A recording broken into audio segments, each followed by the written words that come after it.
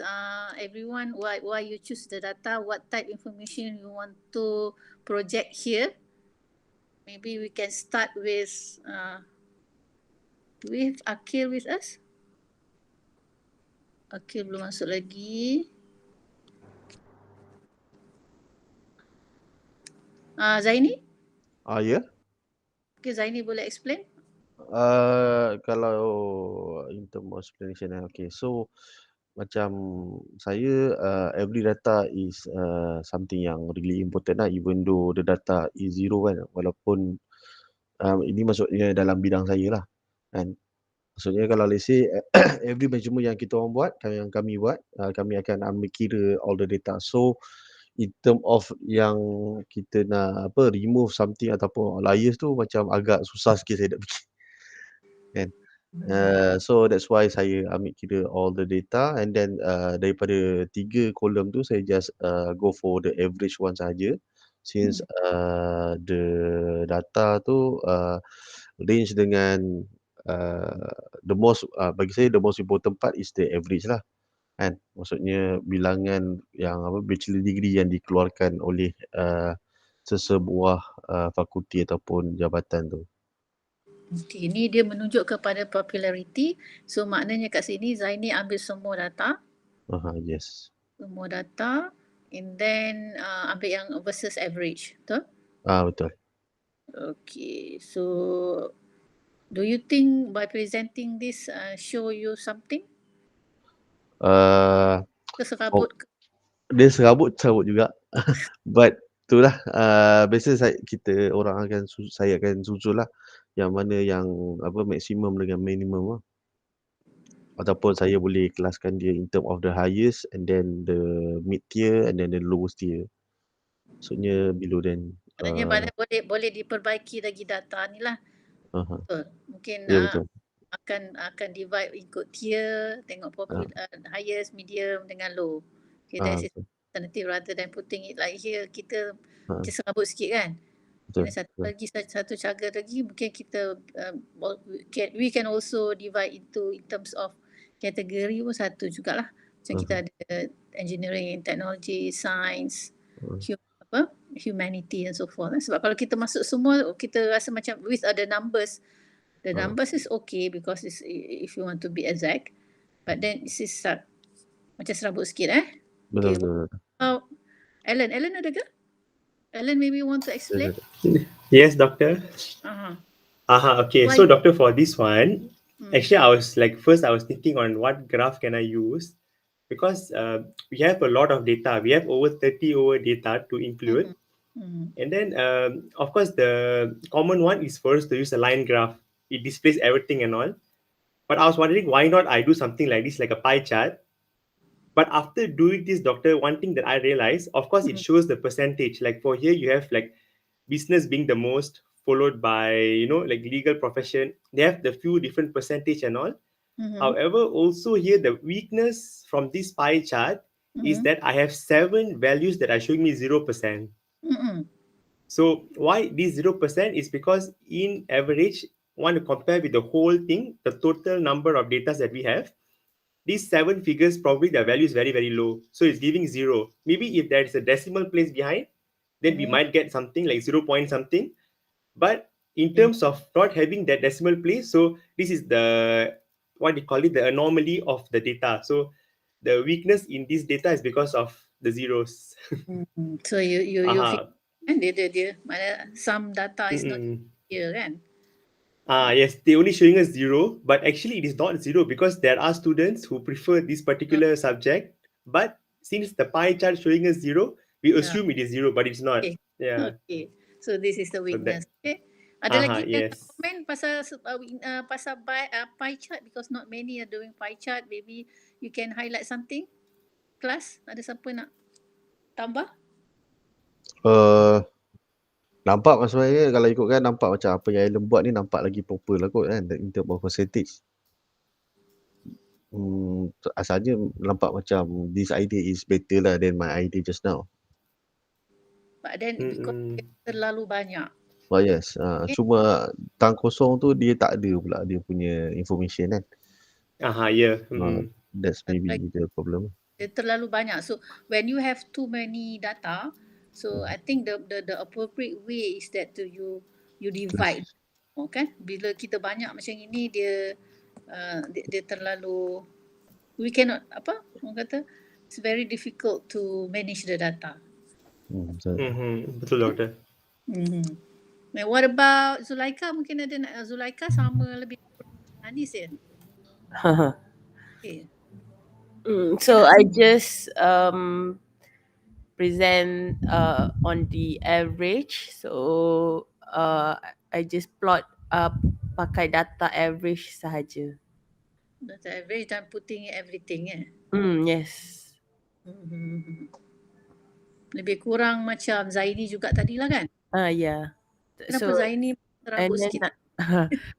Maybe sebab saya ada jarak kot. Tapi for me data macam ni tak accurate number dia lah. Sebab dia just macam dia tak bagi the actual number of the average kan. So dia just macam kelaskan macam tu je. So is it helpful to have all the data here, putting it everything in here?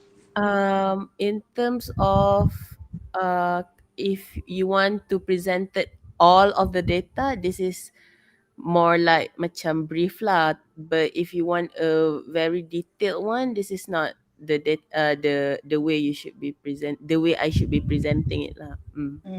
So kita kena back to the purpose lah. Yeah. So my purpose is just briefly presenting the average je. Yeah. Okay, thank you. Mungkin Anis, apa beza dengan Anis? Anis masuk semua Yes, saya masukkan semua data yang ada. So do you think it's appropriate? No. Serabut lah. Saya sangat serabut. Sangat serabut. Okay, so be careful with your data And then we have one very interesting sikit. Amar boleh nak explain Amar? Macam mana Amar dapat data macam ini? Mana Amar? Amar tak masuk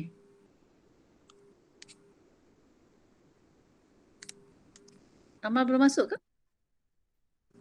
Okay. Tapi dah ada nama orang. Amar belum masuk. Go back. Okay, Amar ni dia buat macam mana Dia susun. Dia ada type of graph dia buat tu. Okay. This is interesting. Dia sort dulu data kan? Betul tak? Yes. Dia guna cara histogram. Yes, dia sort ikut data. Jadi kat sini kita lagi nampak clear. And then yang ni dia clear in terms of I don't know whether it is necessary or not yang orange. Yang orange ni mungkin dia nak tengok cumulative. Okay. The cumulative. But then I think the way he sorted the data is better than kita letak dia terabu tadi. So I think another alternative. Okay, Akil, we are just discussing about how each of you presenting the results that I shared with. Okay, so yours again, I think it's about the same with Zaini kan? Betul Zaini, lebih kurang It's just that. Betul. Pak Dian kenapa dia punya macam sikit, Zaini punya macam banyak tadi? Saya suka color-color. Tapi it's the same thing The same thing. Cuma saya ada letak dia punya data and then kalau ikutkan every color is classified lah based on the kategori tu. Kategori, okay. So habis semua color dah keluar lah ni. Habis. Habis semua color dah keluar. So okay, so based on this all these class activities, you know maknanya each of graphs tu macam mana, how it can contribute and then how it will reflect data yang kita dapat. Okay, so the proper way tu maknanya kena tengok lah. As I mentioned earlier, kita nak project tu apa. what we want to project. Kita nak tunjukkan the popularity of the courses ke, ataupun kita nak highlightkan, itulah. So not necessarily you have the data, you use it all. Okay, mungkin juga kita nak tengok we concentrate only on the popular, the popular courses sahaja ke, and then kita tengok numbers, and then ataupun dia banyak cara. Jadi so it's up to you for your own data lah. It's up to you how you manage the data. The main point, important things is you have to go back to the focus ataupun the objective of why you present your data tadi. Apa yang you nak portray pada in your thesis. Okay. Okay, so we continue with these topics again. Thank you, class, for participating in this class activity. So we move. Okay, now that you have your results, okay, you know how you structure it, you know how to present it, and then the next things is to do the analysis and to validate your results. Okay, so I give you the reference if you need to know further, to read further about these topics. Okay, so analysis is important because it organizes and interpret your data and structure that data into presentable information. Doktor, useful. Akil dia nak masuk? Oh, bukan tadi dia dah masuk ke? Dia tak ada. Oh, tadi saya dah. Dia suruh approve. Tu ke Akil? Akil ke? Amar kot. Amar dengan Akil sekali ni patutnya. Dia duduk tanya dalam WhatsApp group. Oh. Tadi Akil macam ada. Oh, betul. Terkeluar. Hello, everyone here? Okay, message Akil.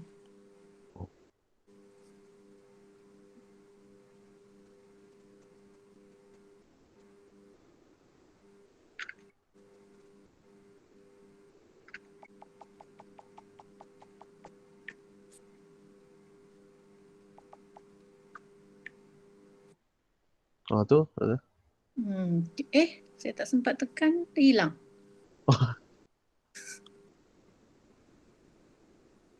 Tak ada.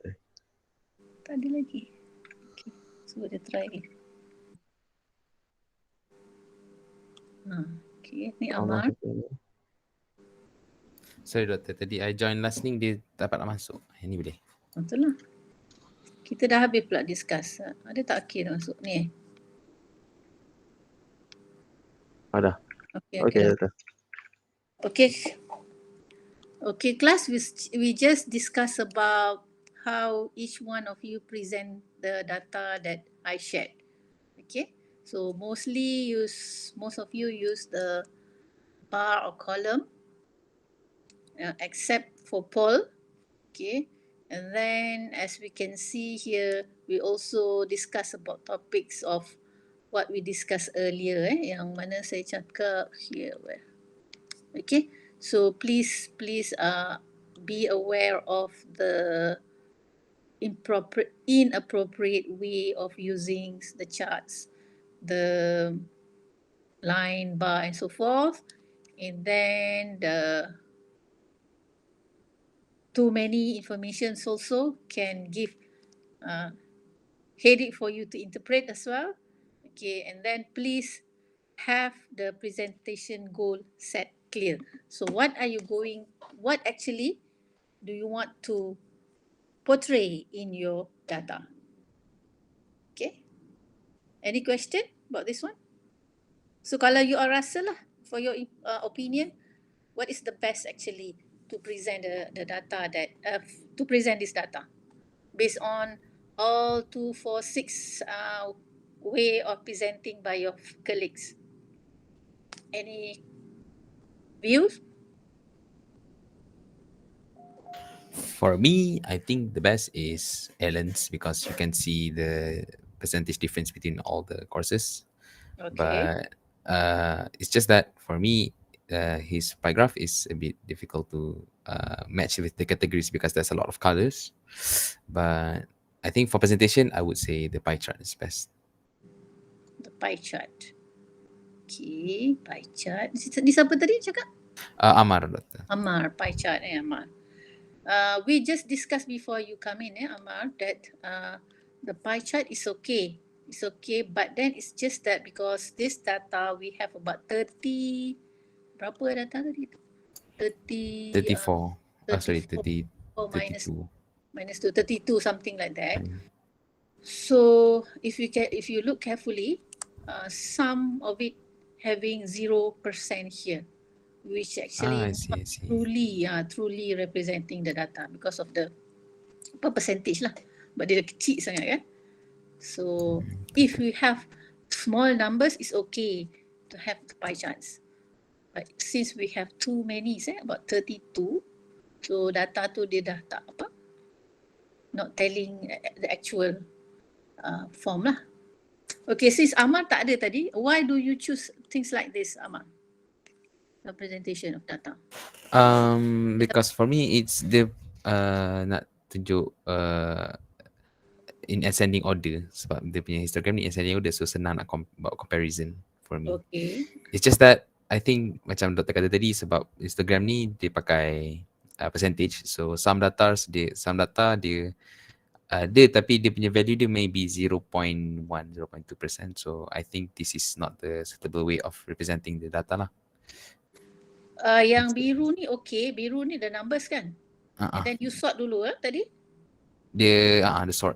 You sort dulu. Just that the yang sini lah, the orange sini. I think mine punya macam tapi the way you put it, okay, this one I think is okay. It's preferable, so that if you want to show the popularity of the courses, by sorting is okay. Okay. So another alternative, as we discussed earlier, masa tengok Zaini punya tadi, another alternative is by classifying the courses pun okay juga, because it's too many. So why not we classify between the category of the courses tu, maknanya macam science, humanity, ataupun kita kategori ikut low, medium dengan high demand courses, something like that. So that is another way. Because sometimes we have data, it's just that we don't know how to organize it lah.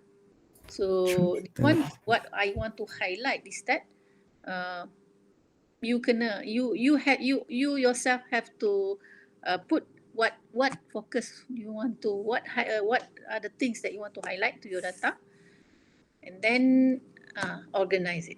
So dalam data ni saya tanya juga, is anything significant in your data? Of course kita nak tengok pasal popularity tadi kan. Is there any anomaly?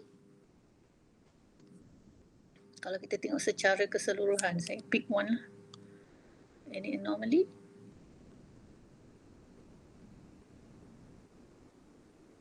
Kita ada kosong tak value? Tak ada tadi. Oh, ada juga precision. Okay. Precision production low. I don't know why dia ambil low range tetapi dia ambil average 27. Oh, dia bagi je, dia divide saja. Other than that, this one also transportation and materials moving. Dia divide, dia ambil average. Okay, any anomaly class? Maksudnya kat sini tak ada kot Yeah, I think tak ada. Tak ada Okay, never mind. So you got some ideas on the data tadi. So I just continue with the analysis. Okay. So we move on with the analysis. Okay. So these are the steps that it may help you to format your how you write your analysis. Choose your argument. Provide a strong stance to readers, so readers understand exactly what your claim. Okay, so kita ada argument kita lah. Katakan macam siapa tadi yang nak buat stable laser kan. Okay, so make sure that this is what you want to highlight. Okay, you claim that yours will provide a better or more stable laser, so choose that argument and when you want to choose that, macam saya cakap tadi lah, what are the measurement of the stability used. So write the introduction, introduce the topics in broader terms in the first few sentences, then state your thesis. Define your thesis. A thesis statement is normally one sentence that summarizes the claim you make in your analysis. Okay, write the body paragraph. So this is dia ajar kita cara kita buat analysis lah. So kita kena ada intro, ada topik yang kita nak, the topics that we want to highlight, and then go from that lah, and based on the data that you have, and provide all the strong evidence from your data. And then please don't forget to conclude any argument that you have or any subsection that you have. Please have a small conclusion to it. Tak semestinya conclusion tu kita letak di belakang, or at the end only. Okay, so presenting your findings should have a logical organizations that reflects. We have to go back to chapter 1. So kita ada aim of the research. So what is the aim of your research? What are the aim of the research comes from the research question provided before, ataupun hypothesis. Apa hypothesis kita? So we have a hypothesis and it has been tested from the experiment that we did. So kena ceritakan balik lah. And then we also have research method to research method following the research objectives. Okay, and then also based on literature review, kita ada theoretical foundations. Theoretical foundation, kita ada justification of why we use that. Sometimes kita ambil satu-satu method tu, so dia akan provide the way how we analyse that, the way macam mana kita analyse method tu, ataupun sometimes the method that we chose tu, dia dah has been popular has been regularly cited by other researchers. So make connection and make apparent your reasons for saying that data should be interpreted in one way rather than another. Okay, so in discussion of the results, develop story and then make connection. Okay, bila make connection ni kita kena pergi, ini yang selalu, these are the things that most students did not manage to get it when they write the discussion part. So you must always make connection between your results and the existing theory. Ini selalu miss this part. Okay. Katakan kita kata by adding something yang siapa tadi yang buat hydrogel tadi kan.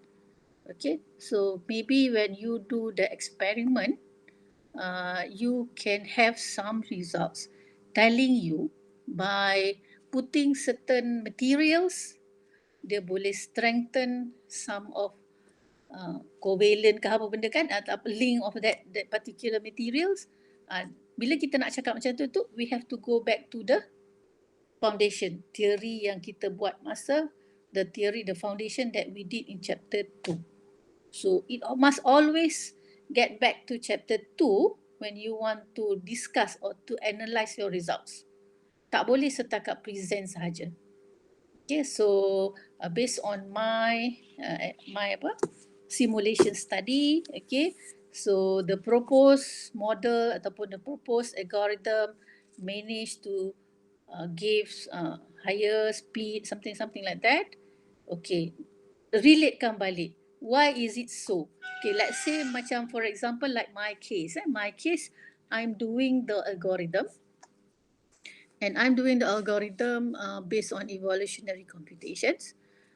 However, due to this random based method, so kita selalu akan dapat immature convergence. So therefore, I'm putting the gradient descent methods to improvise, to provide the evolutionary algorithm methods. And then bila kita cakap macam tu, kita boleh katalah the the gradient descent will slow down the premature convergence due to dia punya method dalam mathematics itu. So go back to the existing theory. Some interpretation of the findings are necessary to make the connections. So how you interpret your result, relate it back.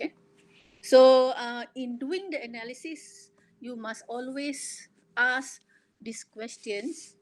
Okay, make sure that you're aware of all these questions so that you don't miss anything that you do previously in chapter 1. So for example, draw together your research questions and your own research results. So sekarang chapter 1 kita ada research question, kita ada hypothesis. Sekarang chapter 4 we have the results. Okay, so connect these two together. If your research is testing a hypothesis, you need to answer these questions. Do your research findings support your initial hypothesis? Why and how? So ini kena go back to data lah. Do your finding only support the hypothesis in certain parts? Why and how? Okay. Do your findings disapprove your hypothesis? Why and how? What else do your findings tell you over and above what you initially set out to investigate? Okay, jadi semua ni kena masuk dalam kita punya, we have to put it in our discussion part. Okay, another things that very important, especially for research student, MPhil or doctorate, the requirement of an MPhil or doctorate is to make a contribution to knowledge. This is always being asked during your Viva session. What is the difference between what you propose? Bukan kita nak buat saja-saja because of our supervisor ada project tu dia nak buat. Tak boleh.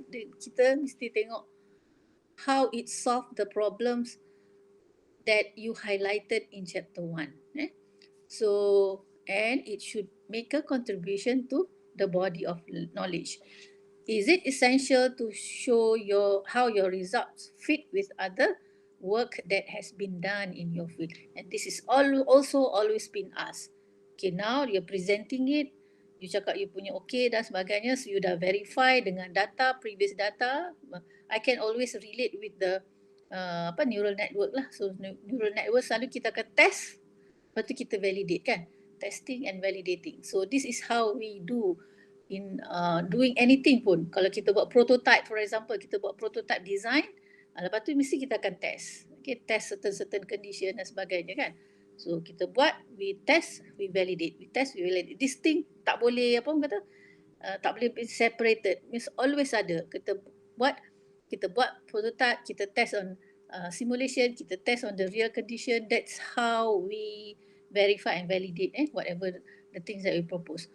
So another thing is that because you said that you modify things, sebab nak kata kita buat new tu memang susah lah in the dalam dunia sekarang sebab masing-masing usually what we did is kita modify yang kerja orang kan to improve the problem, whatever the problem that this previous research encounter.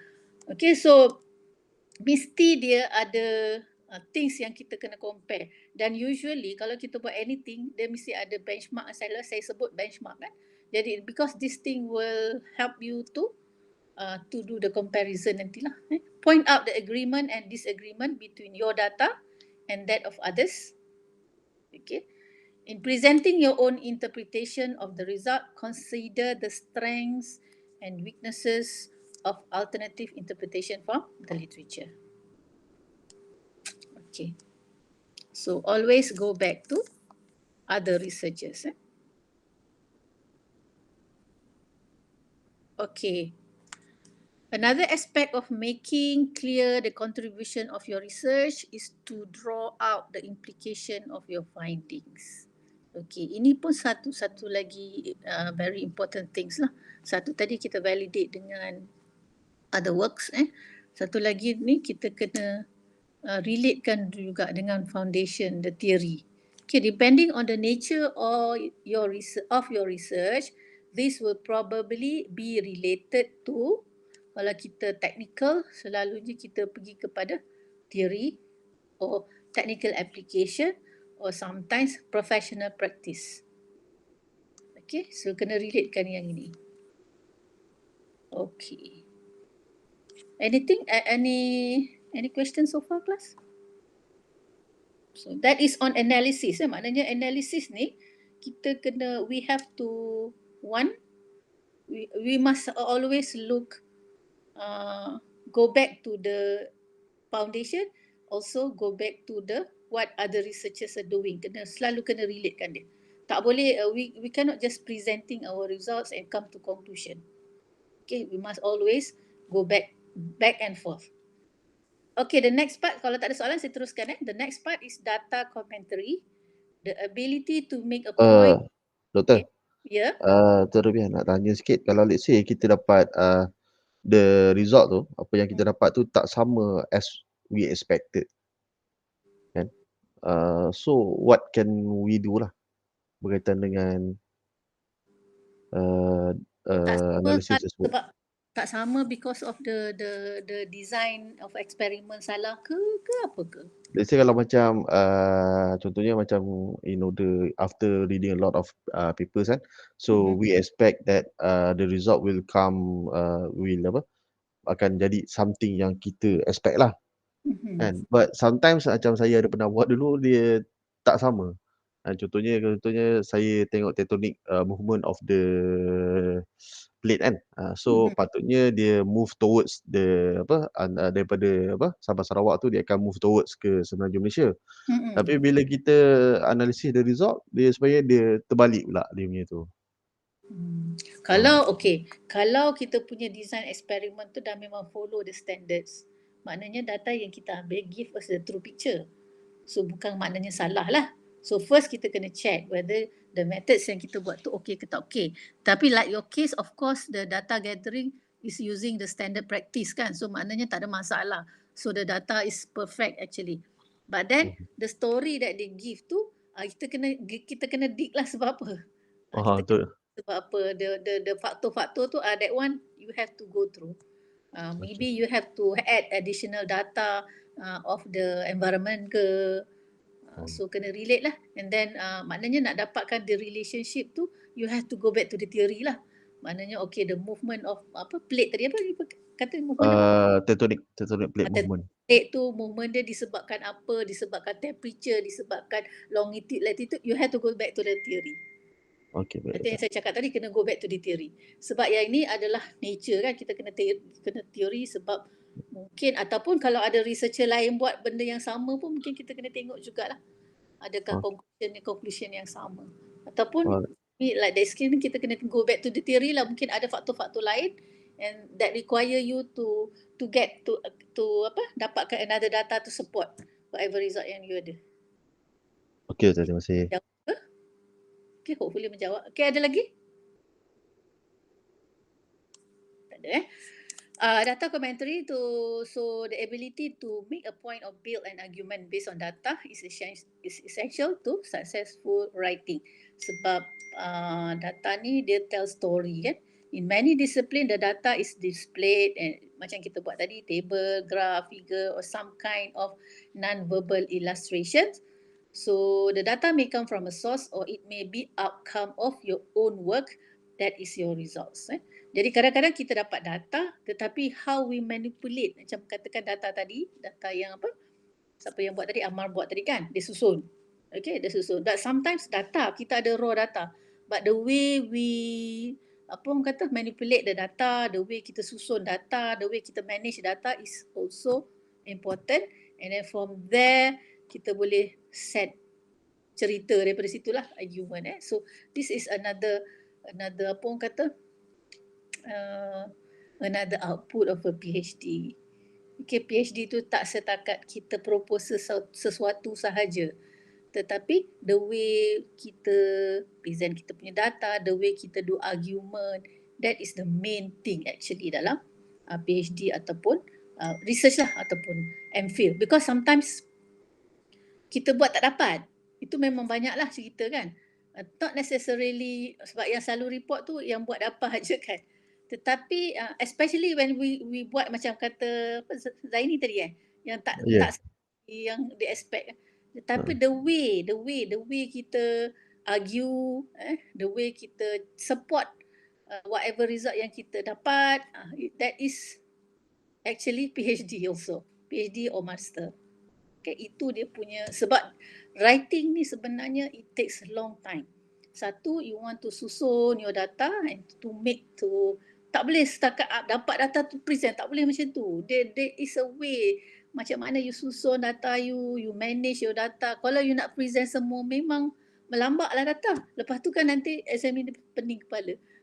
Okay, examiner, apa yang you nak present ni banyak sangat, saya pun dah pening. Tak boleh.